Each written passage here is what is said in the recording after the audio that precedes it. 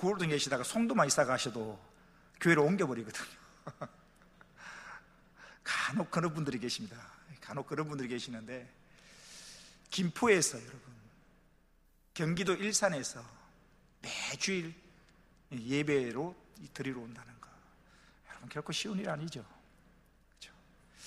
전원숙 집사님이 이렇게 신방, 김포에서 이렇게 가정에서 신방 예배를 드리고 식사 교제를 하면서 전원숙 집사님이 그러시더라고요. 남편분이 그러시더래요. 교회 가는 건 말리지 않는데 굳이 김포에서 인천까지 그 먼 거리를 가야 되냐? 집 앞에 코다움에 있는 그 교회도 많이 있는데 그 가게 앞에 큰 교회가 있거든요. 그 앞에 그 가까운, 집 앞에 있는 가까운 교회 가면 안 되냐고 남편분이 그러신대요. 전원숙 집사님이 한 말씀으로 딱 잘랐대요. 교회 가는 것에 대해서는 시비 걸지 말아라. 한마디로 딱 끊었대요. 한마디로. 여러분, 오늘 하나님의 말씀을 들고 신방을 다녔는데 오히려 제가 굉장히 은혜를 받는 시간이었고 힘을 얻는 시간이었습니다. 정말 그렇습니다. 그죠? 이 땅에 교회가 얼마나 많습니까? 다 주님의 교회입니다. 집 앞에 있는 교회, 김포에, 일산에 집 앞에 있는 교회 다녀도 아무 상관이 없습니다. 다 주님의 교회입니다. 근데 그들의 마음속에는, 그죠? 하나님이 정하여 주셨고 내가 헌신했고 나의 기도가 묻어있는 이 찬양교회가, 그죠? 하나님이 나에게 정해주신 그 교회임을 믿어 의심치 않기에 그 먼 곳에서도 매주일 예배드리고 오고 그 먼 곳에서 일찍 오셔서 헌신하시는 그 모습이 굉장히 저에게는 은혜였습니다. 이렇게 교회를 사랑하고 이렇게 주님을 위하여 이렇게 헌신하는 주의 백성들이 있는데, 신방하는 거, 먼 거리 운전하는 거 아무것도 아니더라고요. 그래, 1년에 저는 한 번 가는 거잖아요. 1년에 한 번 가는 건데 그분들은 매주일 오시는 거잖아요. 얼마나 감사한지요. 정말 오늘 신방하면서 큰 힘이 되는 한 날이었던 것 같습니다. 또한 오늘 이렇게 피곤한 몸을 이끌고, 이 금요일날 이 시간대가 가장 어쩌면 피곤할 때거든요. 직장 다니면서 얼마나 피곤하셨습니까? 그죠? 얼마나 힘드셨습니까? 그 힘든 가운데서도 이렇게 금요일날 저녁에 주님이 전에 나와 예배드리고 찬송하고 기도하는 여러분들에게 주의 은혜가 임할 줄로 믿습니다. 감사합니다. 오늘 말씀은 우리가 지난주 말씀하고 연결되어집니다.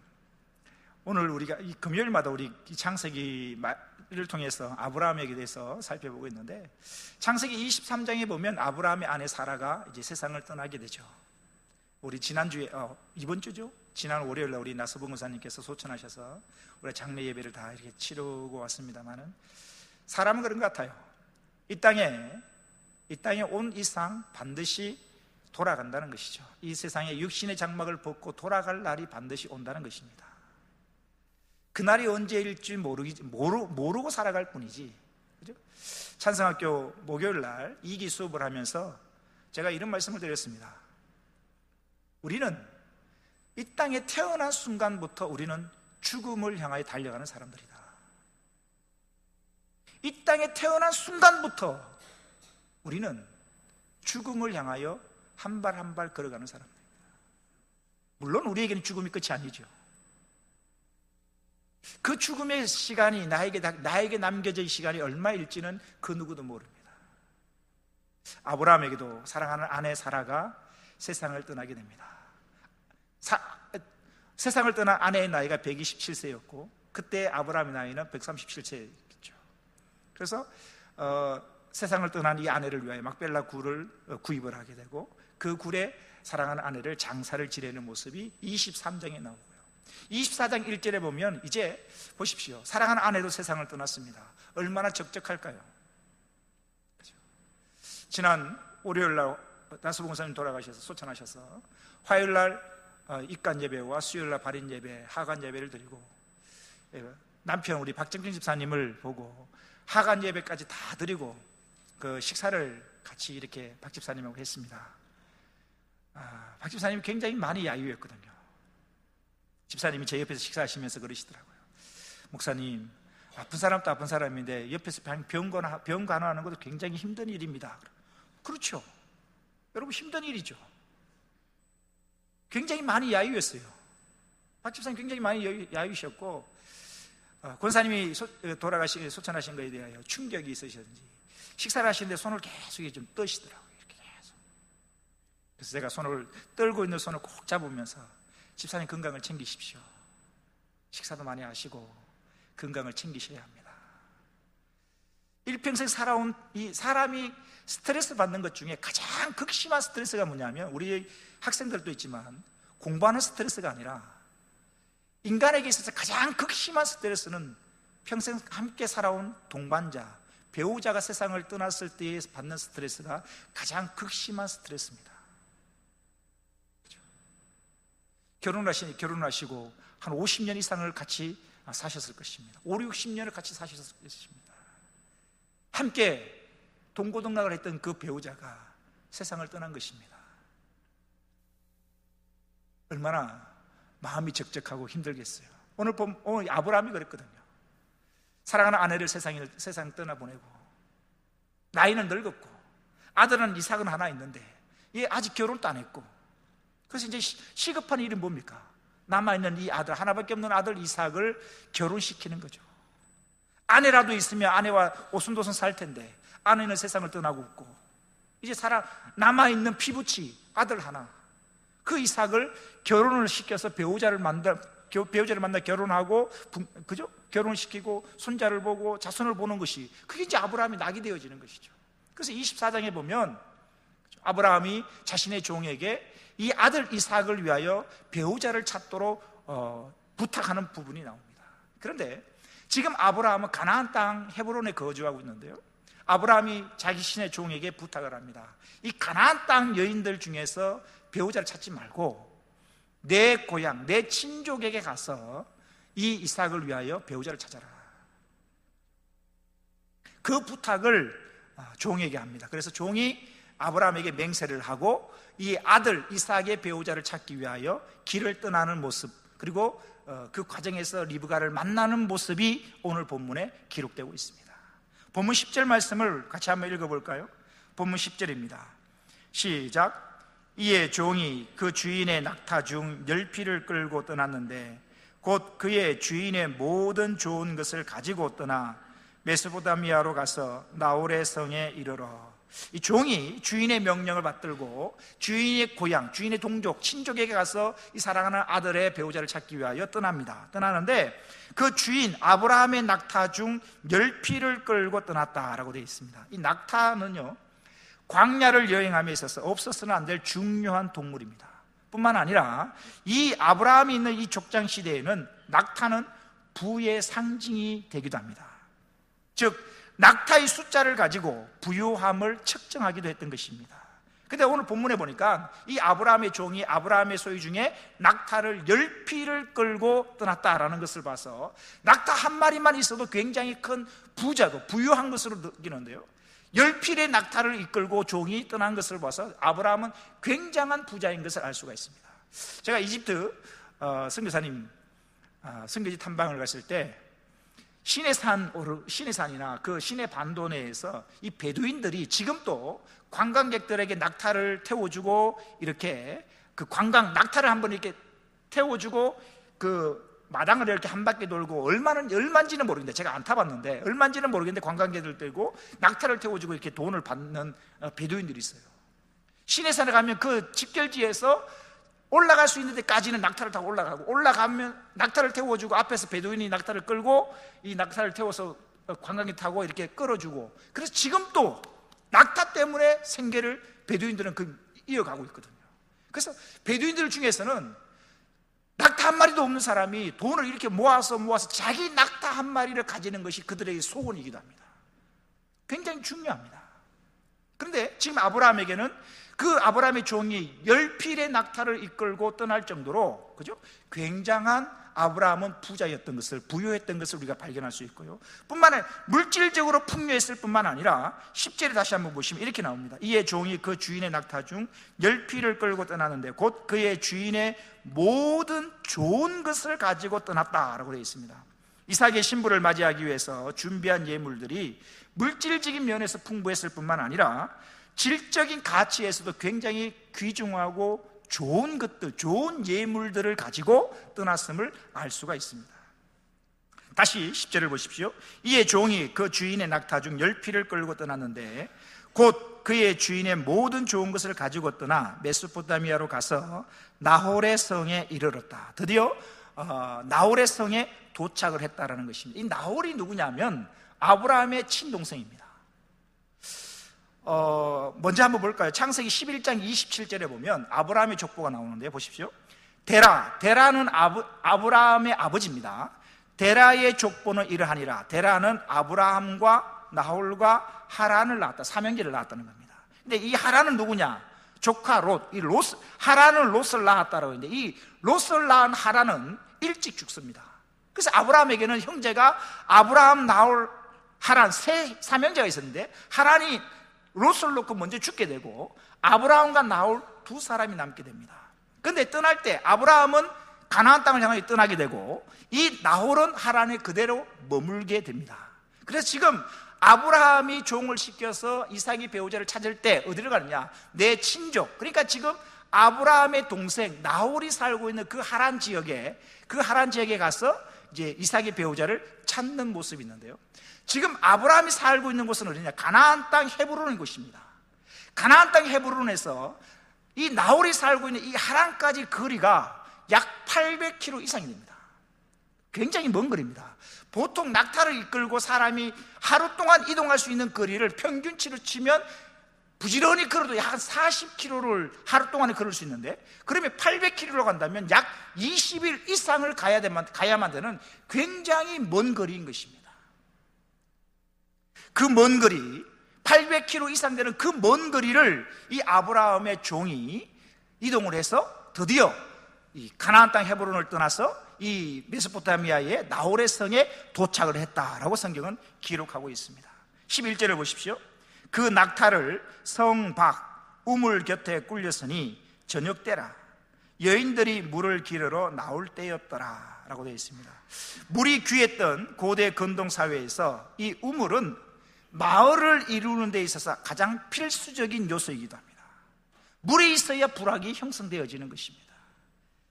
따라서 이곳에서 이 우물가에서 많은 사람들을 만날 수 있었고 이 우물가에서 많은 사람들로부터 많은 정보를 얻을 수 있었던 것입니다. 우리 예전에 우리 어머님들 시대에 보시면 우리 권사님들도 계시는데 어머님 시대에 보면 수도가 들어오기 전에 동네 빨래터가 있어요. 우리 하나님 곳에 고개를 끄덕끄덕 하시는데, 그죠? 이 권사님 연세 정도 되면 빨래터가 있어요. 수도시설이 되기 전에 빨래터가 있는데 그 빨래터에서 어머니들 빨래를 하면서 교제도 나누고 거기서 많은 정보들을 주고받고 하는 거거든요. 소위 지금 말하면 그 빨래터 같은 그런 역할이 우물가였던 겁니다. 물을 기르러 와서 교제도 나누고 여기저기 이야기도 하고 정보를 나눌 수 있는 그런 우물가. 그래서 지금 아브라함의 종은 이삭의 아내를 구하기 위해 800km가 되는 그 먼 거리를 이동해 왔습니다. 몸도 지쳐있을 것입니다. 그 지쳐있는 몸도 쉴 겸 또한 이삭의 아내를 구할 겸 우물가 곁에 앉아있는 모습입니다. 그때가 이제 11절에 보니까 저녁 때라고 되어 있는데, 이때 저녁이라는 것은 해가 막 져서 아직 어두워지지 않은 때를 말하는데요, 이 중동 지역은 한낮에는 움직일 수가 없습니다. 굉장히 더운 날, 40도 이상이 되기 때문에 해를 피할 곳이 없어서 낮에는 사람들이 움직이지 않습니다. 이집트를 가보니까요, 이 광야 시내 반도를 가는데 낮에는 거의 안 다녀요. 해가 지는 3시 이후에, 해가 지는 저녁 때쯤 되어지 참으로 중요합니다. 나의 모습을 자녀가 배우기도 하고 나의 모습을 직장 동료나 학교 친구들이 보고 배울 수도 있기 때문입니다. 지난 수요일인가요? 화요일인가? 우리 예찬이랑 저녁에 이야기를 했습니다. 이런저런 얘기를 하다가 제가 그런 얘기를 했습니다. 대학 생활, 그래, 모두가 술이나 세상적인 문화를 즐기고 먹고 마시고 즐길 그때에 너 혼자 하지 아니하면 왕따 당할 수 있을 것이다. 하지마. 그리스도인으로서 대학생이 어떻게 살아가는지를 너가 보여준다면, 너가 그들을 따라 똑같이 살아가는 게 아니라 그리스도인으로서의 대학생 생활을 어떻게 하는 것인지를 네가 보여준다면 친구들에게 너에게 도전이 되어질 것이다. 이게 영향력이라는 것이죠. 우리는 세상을 따라 살아갈 사람들이 아니라 우리는 그리스도를 따라 살아갈 그리스도인이라는 사실을 우리는 잊어서는 안 되는 것입니다. 아브라함이 메시아에 기도하는 그 모습을 종이 본받는 것입니다. 그래서 이 종도 중요한 사명을 앞에 두고 늘 기도하는 것으로 시작하고 있는 이 아브라함의 종의 모습. 사랑하는 성도 여러분, 저와 여러분의 신앙의 모습을 자녀들이 봅니다. 저와 여러분이 직장 생활 속에서 어떻게 살아가는지를 동료들이 본다는 사실입니다. 저와 여러분이 그리스도인으로서 어떻게 살아가는지를 학교 친구들이 보고 있다는 사실입니다. 그래서 오늘 저와 여러분이 바르게 살아야 되는 이유가 여기에 있는 것입니다. 원하든 원치 않든 나의 영향력이 자녀에게, 친구에게 흘러가기 때문입니다. 하나님을 모르는 세상 사람들의 삶을 따라하는 자가 아니라 그들에게, 세상 사람들에게 그리스도인으로서 선한 영향력을 끼칠 수 있는 저와 여러분 되시기를 주의 이름으로 축원합니다. 이 아브라함의 종, 주인을 본받아 자신이 해야 할 일을 앞에 두고서 기도 먼저 하고 시작하고 있는 이 아브라함의 종, 그 아브라함의 종의 기도가 13절에 계속되어집니다. 13절을 보십시오. 성중 사람의 딸들이 물 기르러 나오게 사오니 내가 우물 곁에 서 있다가 한 소녀에게 이르기를 청하건대 너는 물동이를 기울여 나로 마시게 하라 하리니 그의 대답이 마시라 내가 당신의 낙타에게도 마시게 하리라 하면 그는 주께서 주의 종 이삭을 위하여 정하신 자라. 이로 말미암아 주께서 내 주인에게 은혜 베푸심을 내가 알겠나이다. 이게 12절에서 14절까지가 아브라함의 종이 하나님께 드리는 기도였던 것입니다. 그런데 우리가 14절을 보고 우리가 오해할 수 있는 부분들이 있는데요. 오해해서는 안 되는 게 뭐냐? 14절에 보면, 다시 한번 14절을 보십시오. 한 소녀에게 이르기를 청하건대 너는 물동이를 기울여 나로 마시게 하라 하리니 그의 대답이 마시라 내가 당신의 낙타에게도 마시게 하리라 하면 그는 주께서 주의 종 이삭을 위하여 정하신 자라. 지금 아브라함의 종은 인간적인 판단으로 자신과 자신이 가져온 낙타에게 물을 먹이는 여인을 이삭의 아내로 삼겠다라고 하나님께 자신의 결정을 이야기하고 있는 부분이 아니라는 이야기입니다. 이 14절을 우리가 오해해서는 안 되는데, 지금 이 종이 드리고 있는 기도는 뭐냐면, 지금 누군지는 모르겠는데, 이삭의 아내가 누가 될지는 모르겠는데, 어떤 여인이 오든지 그 여인에게 나에게 물 좀 주세요라고 말할 때, 그러면 예, 물 마시세요라고 나에게 물을 주고, 내가 시키지도 않았는데 원하지도 않았는데 나의 낙타 10마리의 낙타에게도 물을 먹이는 그 사람을 내가 아내로 삼겠습니다 라는 게 아니라, 이게 뭐냐면 하나님께서는 이미 이삭의 아내를 정해주셨다는 것입니다. 그게 뒤에 있는 부분에 우리 성경에 이렇게 나오죠. 그는 주께서 주의 종 이삭을 위하여 정하신 자라. 이게 무슨 말이냐면 하나님께서 이삭을 위하여 정해두신 배우자가 있다는 것입니다. 근데 하나님이 정해주신 그 배우자, 이마에 나는 이삭의 아내입니다, 이마에 서붙이고 다니는 게 아니잖아요. 그러면 하나님이 이삭의 배우자를 정해주신 자가 누구인지는 이 아브라함의 종이 모른단 말이죠. 그러면 하나님이 정해주신 자는 분명히 있을 텐데, 그 하나님 정해주신 자를 내가 알 수 있는 표식을 달라는 거죠. 그 표식이 뭐냐? 내가 물을 달라고 말했을 때에 나에게 물을 주고, 또 내가 시키지 않아도 내 낙타 10필에게 물을 먹이면 그 사람이 하나님이 정해주신 배우자인 것을 내가 알겠습니다라는 고백인 것입니다. 이건 아주 중요한 고백입니다. 내가 하나님이 이렇게 하겠습니다, 내가 결정해 놓은 게 아니라 하나님이 정해 놓으신 것을 내가 알 수 있도록 지혜를 달라는 것입니다. 이게 뭐냐면 차이점이죠. 하나님, 내가 이렇게 정했으니까 이렇게 따라와 주세요가 아니라 하나님이 정하신 사람을 내가 발견할 수 있도록 도와달라는 기도인 것입니다. 결정권을 자기가 결정하고 있는 게 아니라 하나님이 정해놓으시고 하나님이 결정하신 것을, 그 하나님의 뜻을 내가 발견할 수 있도록 도와달라는 기도인 것입니다. 우린 여기서 한 가지 적용해 볼 수 있습니다. 이 세상을 살면서 우리는 수많은 것들을 결정해야 될 때가 있을 것입니다. 그런데요, 내가 하는 결정에는 착오가 있을 수 있고 실수가 있을 수 있고 실패가 있을 수 있습니다. 내가 하는 결정은, 내가 그 당시에 내리는 결정, 나의 지식과 경험을 총동원해서 최고의 결정이라 생각하고 내가 한 결정, 그 결정도요 잘못된 결정일 수도 있다는 사실입니다. 하지만 내가 결정하지 아니하고 그 결정권을 하나님께 올려드리고 내가 기도하는 가운데 하나님의 뜻을 발견한다면 하나님이 하신 결정에는 단 한치의 실수나 실패가 없는 줄로 믿으시길 바랍니다. 이건 중요한 것입니다. 내가 내 삶의 주인 되어 내가 결정하고 하나님 따라와 주세요라고 기도하는 사람인가, 하나님 뜻이 어디든지 내가 그 하나님 뜻을 발견할 수 있도록 도와달라고 기도하는 사람인가, 차이가 어마어마하게 다른 것입니다. 저는 우리 찬양계 모든 성도님들이 정말 복이 있는 인생, 천국만을 사모하며 사는 사람이 아니라 이 땅을 살아가면서도 천국 같은 가정을 이루고 이 땅을 살아가면서도 천국 같은 그런 복 있는 인생이 되기를 원합니다. 그런 복 있는 인생이 되기 위해서는 내가 내 삶의 결정권이 되어서는 안 됩니다. 내가 내 삶을 결정하면요 최고의 결정인 것처럼 보일지 모르지만 시간이 지나면 그 결정도 오류가 있을 수 있고 실패가 있을 수 있습니다. 하지만 하나님께서 하시는 결정은 당장은 잘못된 결정인 것처럼 보일지 모르지만 하나님의 결정은 완전하고 완벽하다는 사실입니다. 여러분들 여러분의 삶에 여러분들이 결정하지 마시고 우리가 하나님을 향해 주여 주님이라고 부르는 것 단어를 보십시오. 주님, 이게 무슨 말입니까? 주인님이라는 말 아니겠습니까? 주인님. 주인과 종의 가장 큰 차이점이 뭐냐? 결정권이 있느냐 없느냐 차이점입니다. 여러분들이 우리가 우리의 삶의 주인 되지 않고, 우리가 찬양도 들었습니다만 내가 주인 삼은 모든 건 내려놓고, 그게 뭐겠습니까? 내 결정권, 내 주도권을 내려놓고 주님이 내 삶의 주인 되셔서 주님이 결정하신 그 뜻을 내가 발견하여 주님의 뜻대로 살겠습니다라는 고백의 찬양인 것입니다.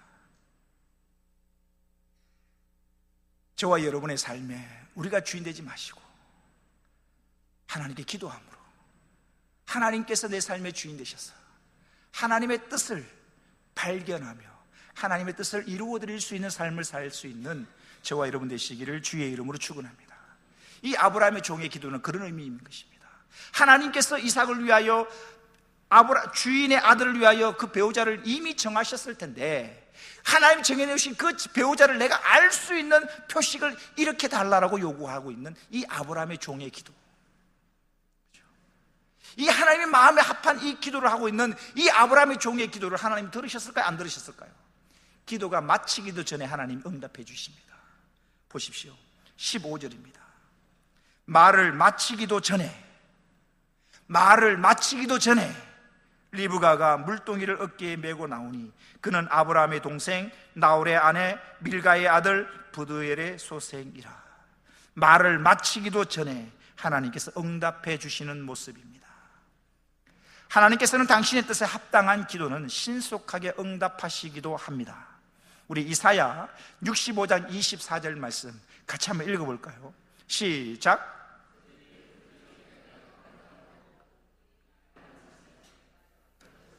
다시 한번 읽어봅시다. 시작. 그들이 부르기 전에 내가 응답하겠고 그들이 말을 마치기 전에 내가 들을 것이며. 그죠? 하나님 뜻에 합한 기도에 하나님의 반응입니다. 그들이 부르기도 전에 내가 응답하겠고 그들이 말을 마치기도 전에 내가 들을 것이다.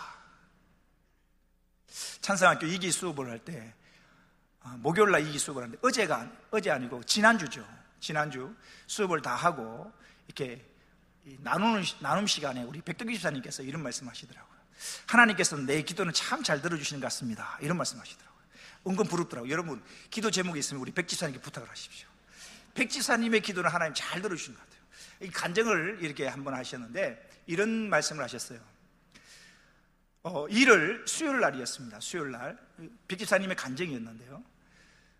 수요일 날 이 경기도 성남 쪽에서 이 일을 하셨는데 일을 마칠 때쯤 이제 마쳤는데 이 백 집사님께서 공예배에 한 번도 빠지지 않으셨거든요. 모든 공예배와 모든 새벽 기도를 제가 아는 한, 특별히 출장 가지 않는 한 모든 새벽 기도와 새벽 기도과 모든 공예배를 우리 백지사님 지키고 계셔요. 참 귀하죠. 직장 생활하면서 저렇게 지키시기가 쉽지 않습니다. 근데 수요일 날 경기도 성남 쪽에서 일을 하시고 마치고 이제 인천으로 오는데 외곽 타려고 하는데, 그 차가 그 퇴근 시간에 저도 어머님 성남에 갔다가 이 인천 올 때 되면 저녁 때 걸리면 굉장히 밀리거든요. 제가 그 길을 알거든요. 근데 집사님이 그 길이 퇴근 시간에 딱 걸리잖아. 퇴근 시간에 딱 걸리는 수요일이잖아. 수요일 예배 올라니까 차가 막히고 안 될 것 같아요. 그 집사님이 기도하셨대요. 하나님, 수요일 예배를 드리고 싶습니다. 지금 차가 이렇게 퇴근 시간에 막히는데 내가 수요일 예배를 드리고 싶은데 길을 인도해 주십시오. 내비가 이상한 길을 가리키더래요. 그래서 내비가 본인이 알고 있는 길보다 다른 내비가 가리키는, 그 내비 따라 가봤대요. 근데 길이 뚫리기 시작하고 그 퇴근 시간에 막혀야 정상일 그 길에 6시 반까지만 집에 왔으면 내가 씻고 좀 갔으면 좋겠습니다. 집에 딱 오니까 6시 반쯤 되더라고요. 그래서 샤워는 못하고 그냥 씻고 교회에 딱 오니까 7시 3분인가 4분 됐더래요. 작은 간증일 것입니다. 여러분, 제가 그런 말씀 드렸습니다.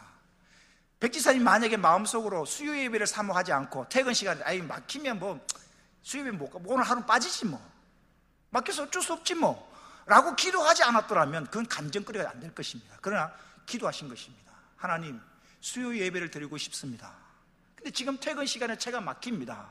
인도해 주십시오. 그 기도를 하나님이 뭐요? 마음이 기쁜 거 아니겠습니까? 예배를 사모하고 퇴근 시간에 차가 막힘에도 불구하고 예배를 드리고 싶은 그 마음에 드렸던 그 기도를 하나님 들으신 것입니다. 그래서 간증인 것입니다. 사랑하는 성도 여러분, 하나님의 뜻에 포커스를 맞추십시오. 하나님의 뜻에 포커스를 맞추시면 하나님께서 즉각적으로 신속히 응답해 주실 줄로 믿습니다. 오늘 본문 다시 한번 15절을 보십시오. 말을 마치기도 전에 리브가가 물동이를 어깨에 메고 나오니 그는 아브라함의 동생 나홀의 아내 밀가의 아들 부두엘의 소생이다. 이 리브가가 등장을 하게 되는데요, 이 리브가라는 이름의 뜻이 뭐냐면 연결고리라는 뜻이 있습니다. 연결고리, 이게 리브가라는 이름의 뜻이거든요. 리브가는 이름의 뜻대로 언약의 혈통을 잇는 연결고리 역할을 하게 되는 것이죠. 리브가는 아브라함의 동생 나홀의 아내 밀가의 아들 부두엘의 소생이었고, 따라서 리브가는 아브라함이 이삭의 배필로 원했던 아브라함의 동족 중에 한 사람이었던 것입니다. 계속해서 16절 이하를 보십시오. 이제 리브가가 이제 등장을 하게 되는데 16절입니다. 그 소년은 보기에 심히 아리답고 지금까지 남자가 가까이 하지 아니한 처녀더라. 그가 우물로 내려가서 물을 그 물동이에 채워가지고 올라오는지라. 그러니까 이 16절을 봐도 우물로 내려가서 물을 그 물동이에 채워가지고 올라온다. 이게 물 깃는 장소가 좀 아래쪽이고, 지금 아래쪽에 서 물을, 우리가 우물처럼 이게 깊은 두레막을 해서 이렇게 하는 게 아니라 웅덩이처럼 고여있는 그 물에다가 물동이로 이렇게 물을 퍼서 이렇게 가져오는 그런 식의 우물인데요, 내려가서 물을 가지고 길어 올라오는 것이죠. 17절을 보십시오. 종이 마주 달려가서 이르되 청하건대 네 물동이의 물을 내게 조금 마시게 하라.